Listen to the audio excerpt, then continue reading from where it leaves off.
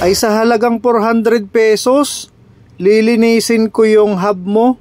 Rear and front hub, tapos bottom bracket kasama pa headset para laang mapasaya natin yung ating mga customers.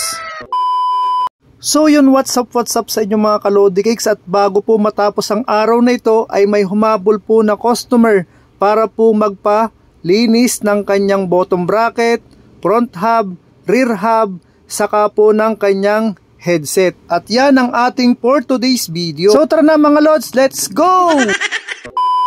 So ito na nga po mga idol, at nilabas ko na po yung pantanggal ng ating kadena o pambaklas ng ating kadena. At ang swerte ng bike na ito, siya ang nakauna. Sana all! At yan po ang ating unang binaklas para maibabad po natin. At ang ginamit po nating panlinis dito ay paint thinner. Pero depende na rin po ito sa ibang mga mekaniko kung ano po ang kanilang gagamitin. Tapos inilabas ko na rin po ang lalagyan ng mga pyesa na ating lilinisin. Sinabayan ko na rin po ng basahan. At ang uunahin po natin, syempre, ang purse. At ang brand pala ng hub na ito ay Ragusa XM800 o slick ang kulay. Tapos binaklas ko na ho pala yung rotor para hindi ho madumihan o maputikan. Ito na ho yung hub shell nya, grabe dumi. Tapos mga lods, ito na po yung ating lilinisin galing po sa pinakang front hub nya. Sinabay ko na po dyan yung kadena para maibabad ko na rin po. A few moments later. At ito na mga lods ang resulta. Isinama ko na rin po diyang linisin ang skewer, end cap, pati na rin po yung rotor ball. Tapos ito na rin po yung front hub shell.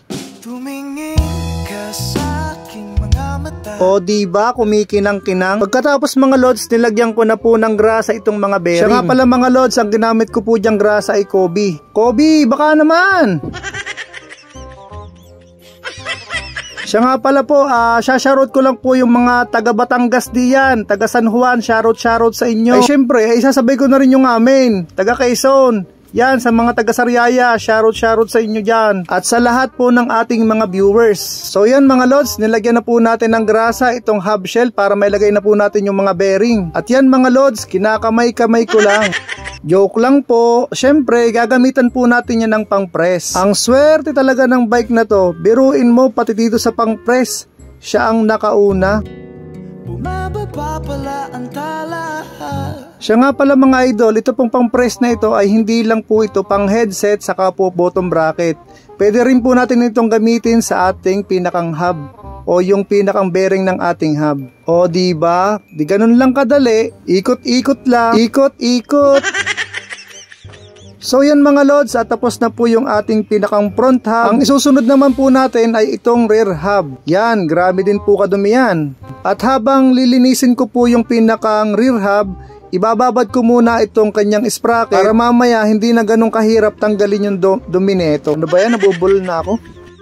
At yan mga lods, ganun po ulit, tinanggal ko po uli yung rotor para hindi pumaputikan o madumihan. Bali ito po yung pinakang pre-hub ni Ragusa XM800. Naka 6 poles na po pala ito. So yan mga lods, ito na po, at dinagdagan po natin ng paint thinner para po sa paglilinis natin dito sa rear hub.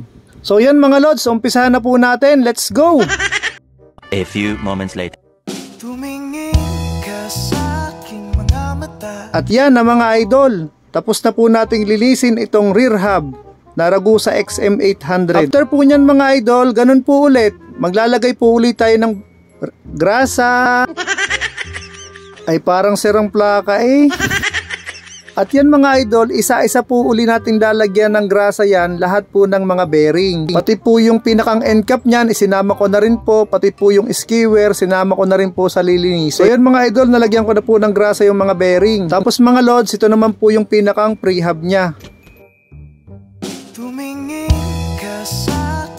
Mga lods, ano pong sa inyo? Okay na po yan at talagang malinis na po pati pinakang hub shell nya. At yan ang mga lods, sasalpak na po natin ito pong pinakang pre-hub nitong si Ragusa XM800. So mga lods, ang inenext naman po natin ay itong bottom bracket. So makikita nyo po sa video na to, maitim na po yung pinakang paint thinner na pinaglinisan po natin. Bali mga lods, after ko po kasing linisin dyan, nililinis ko rin po ng degreaser. So yan mga lods, at hindi na po natin matatapos yung video na to kasi po lumalakas na po yung ulan. Hanggang dito na lang po at maraming salamat.